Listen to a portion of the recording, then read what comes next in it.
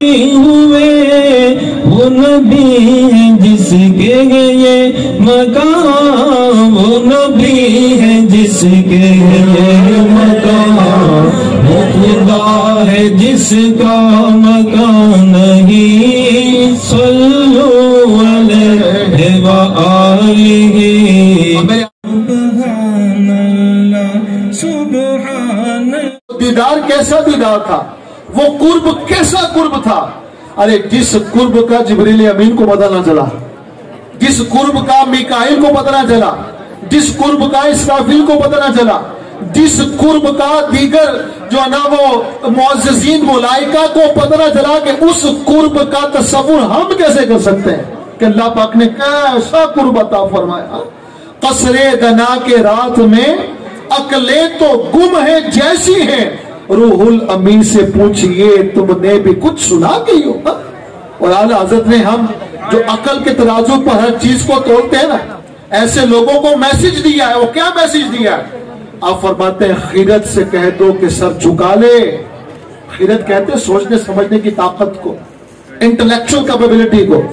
خیرت سے کہہ لو کہ سر جھکا لے، گواہ سے گزرے گزرنے والے، پڑے ہیں یا خود جہد کو لالے، کسے بتائیں کدھر گئے تھے۔ وہی ہے اول، وہی ہے آخر، وہی ہے ظاہر، وہی ہے باطن، اسی کے جلوے اسی سے ملنے، اسی سے اس کی طرف گئے تھے۔ اللہ تبارک و تعالیٰ کے محبوب نے دیدار کیسا کیا؟ رب کریم قرآن میں فرماتا ہے ما کذب الفؤاد ما رأى، دل نے اسے جھوٹ نہ کہا جو آنکھ نے دیکھا۔ یعنی پیارے آقا مدینے والے مصطفیٰ صلی اللہ علیہ وسلم نے جو دیکھا، آپ کے دل مبارک نے بھی اس کی تصدیق کی۔ مطلب یہ ہے کہ آپ نے اپنے رب کریم کو سر کی آنکھوں سے دیکھا، دل سے پہچانا، اور پہچاننے میں آپ کو بالکل بھی شک نہ ہوا۔ نبی اس سے اگر بال برابر بھی آگے بڑھا تو میرے پر جل کر خاک ہو جائیں گے۔ جبریل امین علیہ السلام وہیں رک جاتے ہیں۔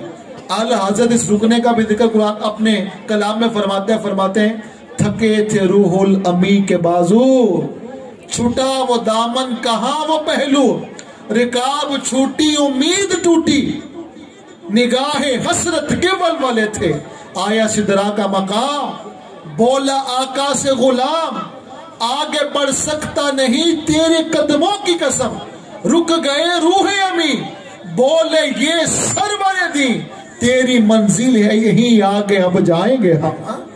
اب جو نوریوں کے سردار ہیں کون؟ جبریل امین، وہ سدرۃ المنتہا پر رک جاتے ہیں، اور میرے آقا کی نورانیت کا عالم دیکھیے کہ میرے آقا سدرۃ المنتہا سے بھی آگے تشریف لے جاتے ہیں۔ سبحان اللہ۔ انبیاء کھڑے صف بصف، انبیاء کھڑے ہیں صف بصف، مصطفیٰ امام ہو گئے، مصطفیٰ امام ہو گئے۔ میرے آقا انتظار کر رہے تھے، جبریل امین علیہ السلام نے آپ کا دست مبارک پکڑا اور مصلی امامت پر کھڑا کیا، اور عرض کی کہ حضور آپ ہی امامت کے مصلی پر کھڑے ہونے والے ہیں۔ اور یہ جو اقصیٰ کی مسجد کے اندر جو جماعت ہوئی، امامت فرمائی گئی انبیاء کرام کی، اس کی وجہ کیا تھی؟ اس کا مقصد کیا تھا؟